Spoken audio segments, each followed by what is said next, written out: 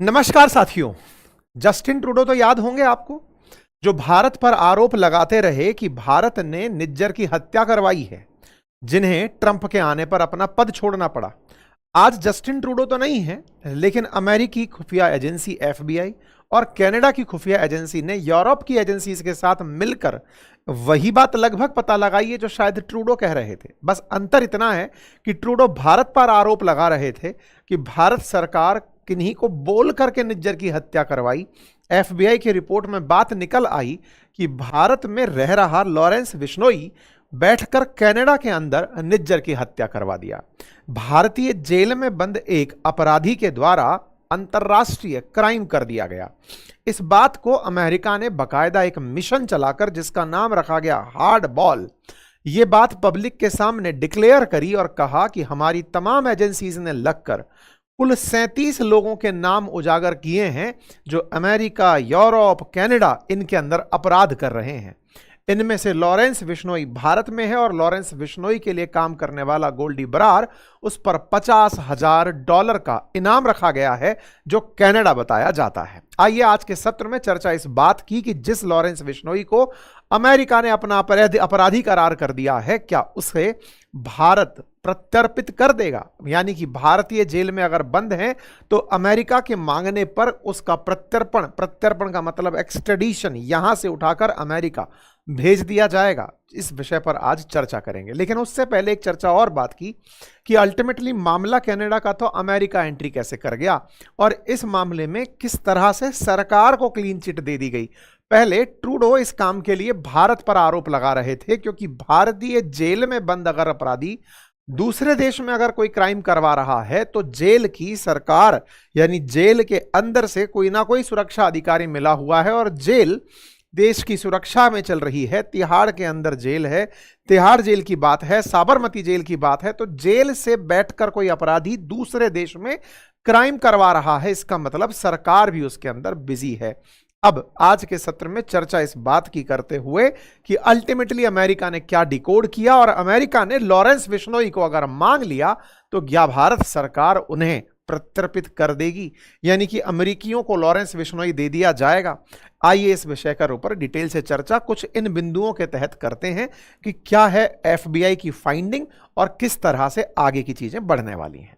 चर्चा सबसे पहले 2023 से शुरू करते हैं। 2023 में जब हरदीप सिंह निज्जर की कनाडा के सुरे के अंदर गोली मारकर हत्या जून 18 को की गई, जब वो गुरुद्वारा से बाहर निकल रहा था, तब सुरे के अंदर हुई इस हत्या के अंदर अपराधियों की धरपकड़ शुरू हुई। हरदीप सिंह निज्जर खालिस्तान समर्थक, खालिस्तान की चाहत रखने वाला व्यक्ति, भारत के अंदर वांटेड, इसकी हत्या कनाडा में हो जाती है। जब कनाडा में इसकी हत्या होती है तो कनाडा की पुलिस के द्वारा 2 भारतीय मूल के आरोपियों को गिरफ्तार किया जाता है, क्योंकि इसका वीडियो जब गिरफ्तार किया जाता है, फिर इसके बाद में मार्च 24 में यानी 2024 के मार्च में एक वीडियो जारी किया जाता है कि कैसे निज्जर की गाड़ी पर अज्ञात हमलावरों ने हमला किया। जब हमलावरों का हमला हुआ तो इस बारे में ट्रूडो बाहर आते हैं और निकलकर सीधा भारत सरकार पर आरोप लगा देते हैं। आरोप लगाते ही नहीं रुकते, अपितु भारतीय डिप्लोमेट्स को भी यहां से निकालकर भारत भेज देते हैं। यानी कि एक तरह से ट्रूडो भारत के साथ अपने संबंधों को निज्जर की हत्या के तुरंत बाद पूरी तरह खत्म कर देते हैं, डिप्लोमेट्स को बाहर निकाल देते हैं। यह भारत और कनाडा के बीच तल्ख रहे समय का बहुत ही एक्सट्रीम था। भारत सरकार लगातार ट्रूडो के मसले पर और निज्जर के मामले पर कनाडा के साथ लगातार बिगड़ते संबंधों को ऑब्जर्व कर रही थी। जो वो कर रहे थे वो हम भी करते चले जा रहे थे। इस बीच में ट्रूडो इलेक्शन में जाने की तैयारी के नाम पर जो खालिस्तान समर्थित हैं या फिर पंजाबी जो वहां रहते हैं, उनका वोट पाने के लिए तैयारी कर रहे थे। ट्रूडो अपने काम में लगभग सफल भी चल ही रहे थे, लेकिन उन्हें नहीं पता था कि अचानक ट्रंप आ जाएंगे, जो ट्रंप ट्रूडो को पसंद नहीं करते, जो ट्रंप ट्रूडो से कहते हैं कि कनाडा को 51वां राज्य हमारा बना दो। बस यहीं पर कुछ गड़बड़ होना शुरू हुई। कुल मिलाकर के भारत और कनाडा के बीच के संबंध जब तक बिगड़ चुके थे, उसके बाद ट्रंप की उधर एंट्री होती है। इस बीच में एक खबर और आती है, और खबर यह आती है कि जो मोस्ट वांटेड आतंकी अमेरिका के अंदर रहता है, पन्नू, उसको मरवाने के लिए भारतीय सेना मतलब भारतीय खुफिया एजेंसीज ने किसी विकास नाम के व्यक्ति को टारगेट दिया था। निज्जर के बाद में पन्नू की हत्या का प्लॉट तैयार किया गया था। यह बात अमेरिकी खुफिया एजेंसीज कहना शुरू कर देती हैं। मतलब ओबामा का जब प्रशासन था, सॉरी माफी चाह रहा हूं, बाइडेन का जब प्रशासन था, ओबामा के जो बाद के जो राष्ट्रपति रहे, बाइडेन भारत पर यह दबाव बनाते रहे कि आपके यहां की जो जांच एजेंसीज हैं उन्होंने पन्नू को मरवाने के लिए अपने अधिकारियों को भेजा हुआ है, या अधिकारी जो हैं वो इस प्रकार के अपराधियों के संपर्क में आकर के पन्नू को न्यूट्रलाइज कराना चाहते हैं। पन्नू जिसके पास कनाडा और अमेरिका दोनों की नागरिकता है, ठीक है। ऐसे में साहब भारत के ऊपर उस समय तमाम दबाव के प्रयास किए जाते हैं। कनाडा के अंदर 3 भारतीय नेशनल्स को गिरफ्तार मई 2024 में कर लिया जाता है। इस बीच में खबर निकलकर आती है कि कनाडा के अंदर लॉरेंस गैंग जो है वो खालिस्तानियों को मरवा रही है। भारत बार बार डिनाई करता रहता है। दिसंबर 20 2024 तक भारत साफ कहता रहा कि ऐसा कोई भी हमारे ऊपर, मतलब आपके पास कोई प्रमाण नहीं है कि इसमें हम इन्वॉल्व हैं। कोई बात नहीं साहब, कनाडा अपनी तरफ से सारी चीजें करता रहा। इस बीच में 6 जनवरी 2025 को ट्रूडो अपने पद से इस्तीफा दे देते हैं। 10 जनवरी 2025 को कनाडा कहता है कि भारत का इस मामले में कोई कंट्रीब्यूशन नहीं था, मतलब भारत सरकार इन्वॉल्व नहीं थी। कनाडा के अंदर जो निज्जर की हत्या हुई उसके लिए क्लीन चिट एक प्रकार से भारत को दे दी जाती है। मार्क कार्नी नए प्रधानमंत्री कनाडा के बन जाते हैं और वो भारत से फिर से संबंधों को बहाल करने निकल पड़ते हैं। इसी बीच में ये तमाम चीजें जो चल रही थी, उधर की तरफ पन्नू को मारने का प्लॉट, इधर निज्जर की हत्या, ये सारी की सारी चीजें अमेरिकी खुफिया एजेंसीज भी जांच रही थी। असल में अमेरिका, कनाडा, ऑस्ट्रेलिया, ये सब 5 आई समूह में आते हैं। ब्रिटेन, न्यूजीलैंड, ये आपस में अपनी खुफिया जानकारियों को बिल्कुल वैसे ही शेयर करते हैं जैसे भारत की राज्य सरकारें आपस में करती हैं। अंतरराष्ट्रीय गिरोह अगर कोई सक्रिय है तो ये एक दूसरे के साथ एकदम फर्स्ट हैंड इंफॉर्मेशन शेयर करते हैं, खुफिया जानकारी। जब निज्जर का प्लॉट हुआ खालिस्तान के नाम पर और पन्नू का इधर अमेरिका में प्लॉट हुआ, असैसिनेशन की प्लानिंग हुई, तो इस पूरी प्लानिंग में दोनों तरफ से खुफिया एजेंसीज ने अपनी जानकारियां साझा की और एफबीआई इस बात को लेकर अति सक्रिय हो गई। आपको बाइडेन का कार्यकाल तो याद होगा ही। उन्होंने उसी समय पर भारत पर दबाव बनाने के सारे प्रयास किए कि पन्नू को भारतीय जांच एजेंसीज मरवाना चाहती थी और भारत सरकार पर तमाम प्रकार के प्रेशर टेक्निक उन्होंने उस समय पर अपनाने के सारे हथकंडे अपनाए थे। खैर, अब ट्रंप का काल है, एफबीआई अभी भी काम कर रही है, काश पटेल इसको हेड कर रहे हैं। इन्होंने अभी हार्ड बॉल नाम से एक मिशन चलाया। इस ऑपरेशन हार्ड बॉल के अंदर एफबीआई ने 37 ऐसे लोगों के नाम उजागर किए जो संस्थागत तरीके से यूरोप, अमेरिका और कनाडा में क्राइम कर रहे हैं। उनमें से 24 की गिरफ्तारी कर ली जाती है और इनसे कोकेन, बंदूकें और ऐसे तत्व, ऐसे सामान बरामद किए जाते हैं जो कि अपराध की श्रेणी में कंसीडर किए जा सकते हैं। तो यूएस की अटॉर्नी के द्वारा इस बात की जानकारी दी जाती है, 24 की गिरफ्तारी होती है, 37 को आरोपी बनाया जाता है, 1000 किलो कोकेन, 1 किलो हेरोइन और 12 हथियार इन लोगों से बरामद किए जाते हैं। और इसी में एक नाम लॉरेंस बिश्नोई का निकल आता है, जो 37 आरोपी हैं उनमें से। 24 गिरफ्तारियां, 37 आरोपी, 37 में से मतलब कि कुल बचे 13 लोग। उनमें से बिश्नोई समूह का लॉरेंस बिश्नोई, भवानीपुरिया गिरोह और धांडा नेटवर्क रविंद्र सिंह धांडा, इनके नाम भी निकलकर चले आते हैं। ऐसा ये पूरी तरह से भारत से ऑपरेट होने वाले या भारत से संबंध रखने वाले सिंडिकेट हैं जिनकी जानकारी आपने बाहर निकाली। अब सवाल बनता है लॉरेंस बिश्नोई कौन है साहब। हालांकि बहुत सारा media coverage already Lawrence Bishnoi के नाम पर हो रखा है, लेकिन फिर भी जान लीजिए कि भारत की साबरमती जेल जो गुजरात में है, वहां पर बंद एक अपराधी जो पहले तक तिहाड़ जेल में था, लगभग 80 से ज्यादा मुकदमे जिसके ऊपर चल रहे हैं। इस व्यक्ति के ऊपर जो सबसे बड़े आरोप हैं वो सिद्धू मूसेवाला की हत्या का आरोप, इसी प्रकार से एक और मेजर मामला हुआ था बाबा सिद्दीकी का, उसकी हत्या का आरोप, साथ ही साथ कुल जो निज्जर की जो हत्या हुई, हरदीप सिंह निज्जर, उसकी हत्या का आरोप भी इसी के ऊपर रहा है। बिश्नोई गैंग काम कैसे करती है? तो काम करने के लिए इन्होंने अपने जो लोग जोड़े हुए हैं दुनिया भर के देशों में, उनके साथ ये तार स्थापित करते हैं और अपनी बातें उन तक पहुंचाकर उनसे हफ्ता वसूली के, तस्करी के, तमाम प्रकार के कार्य ये लोग जेल से अपने वीपीएन नेटवर्क के माध्यम से, व्हाट्सएप के माध्यम से ऑपरेट करते हुए चलते हैं। तो कुल मिलाकर के इस तरह से लॉरेंस बिश्नोई सक्रिय रहता है। अब लॉरेंस बिश्नोई के ऊपर कनाडा ने सितंबर 2025 में आतंकी शब्द जोड़ दिया कि लॉरेंस बिश्नोई एक आतंकी है।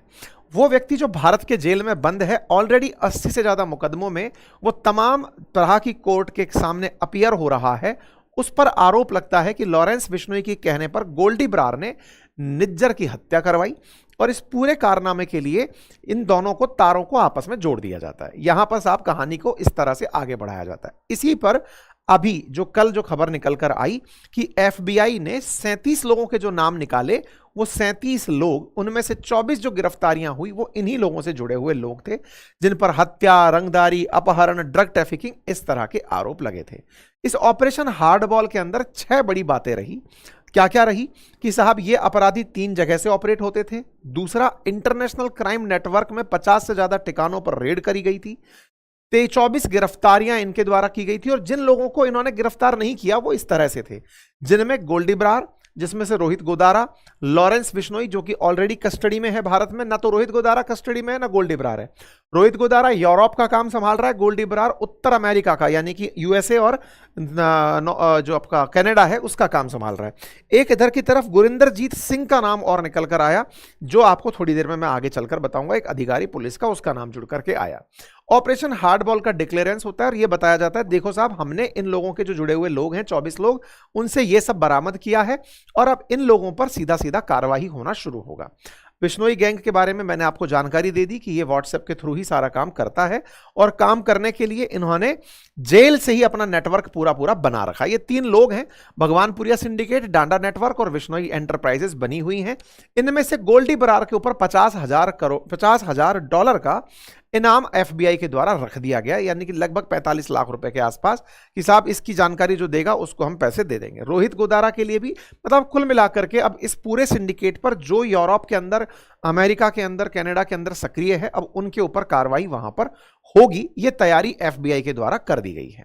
ये तो रहा पूरा की पूरा सिस्टम। और सबसे बड़ी बात यह कि ये चर्चा में इसीलिए है कि जेल से काम करते हैं, इसलिए भारत पर सवाल खड़े हैं कि साहब भारत की सुरक्षा एजेंसी से इतना कैसे पुअर काम कर रही हैं कि वहां से काम हो रहा है और किसी को पता ही नहीं है। दुनिया भर की जांच एजेंसीज बता रही हैं कि लॉरेंस बिश्नोई जेल से ऑपरेट कर रहा है, लेकिन जेल के लोग कह रहे हैं कि हमने 24 घंटे उसको कैमरे के सामने रखा हुआ है, पूरी तरह से ऐसे आइसोलेटेड विंग में उसको बंद किया हुआ है, कैमरे की निगरानी में वो रहता है, केवल वकीलों से मिलता है, पूरी तरह मतलब जहां से कोई नेटवर्क ना पहुंच सके, इस प्रकार की व्यवस्थाओं में लॉरेंस बिश्नोई रहता है। ये केवल उसको बदनाम करने की साजिश है। इस तरह की रिपोर्ट्स जो वकील हैं, जो उसके पक्षधर लोग हैं, वो वहां से कहते हैं। ये वो लोगों की गिरफ्तारियां हैं जो की गई थी एफबीआई के द्वारा। इस समय पर उसकी तस्वीरें आपके सामने निकल कर आ रही हैं। ये रहा साहब पूरी तरह से अपडेट। तो अब सवाल बनता है कि जब अमेरिका ने जिसे अपराधी घोषित कर दिया, तो क्या भारत सरकार उस व्यक्ति को अमेरिका को सौंप देगी? क्योंकि अल्टीमेटली पॉइंट यह है कि अमेरिका के अंदर अगर अपराधी है तो भारत की जिम्मेदारी, क्योंकि भारत की जेल में तो वो बंद है, तो क्या भारत उसे सौंप देगा? अब सौंपना कैसे होता है? असल में जैसे भारत नीरव मोदी को मांगता है ब्रिटेन से कि साहब उसे हमें सौंप दो, विजय माल्या को हमें सौंप दो। क्यों मांगता है? क्योंकि इन देशों के बीच में एक प्रत्यर्पण संधि साइन हो रखी होती है, ट्रीटी ऑफ एक्सट्रेडिशन।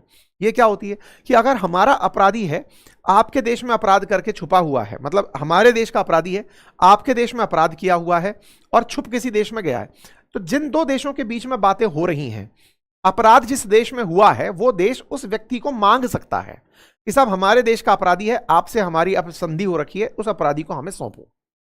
मान लीजिए कि ब्रिटेन और भारत की बात करें, तो अगर कोई ब्रिटेन का अपराधी भारत में अपराध करके वापस ब्रिटेन चला गया, तो भारत उसे मांग सकता है कि उसे हमें वापस दो। या उल्टा कर लो कि आज भारत में अपराध करके नीरव मोदी ब्रिटेन में रह रहा है, तो भारत ब्रिटेन से उसे मांग सकता है कि हमें उसे यहां भेजो। क्लियर? अब ऐसे ही भारत का अपराधी लॉरेंस बिश्नोई, उसने अमेरिका में भी अपराध कर दिया या कनाडा में भी अपराध कर दिया, तो अपराध अब 2 जगह हो गया। अगर लॉरेंस बिश्नोई भारत में बिना किसी अपराध के रह रहा होता और ब्रिटेन में उसने कनाडा में उसने अपराध किया होता, तो कनाडा की पुलिस उसे भारत से मांगती कि साहब आपके देश का नागरिक है, हमारे यहां अपराध करके बैठा है, उसे सौंपो, तो हमारे पास में केवल उसके सौंपने के अलावा कोई विकल्प नहीं होता। अभी स्थिति अलग है, ये भारत में भी अपराधी है और इसके ऊपर 84 मुकदमे दर्ज हैं। तो ऐसे में भारत में भी अपराधी और वहां भी अपराधी, तो यहां धारा 31 बीच में आ जाती है। मतलब क्या है?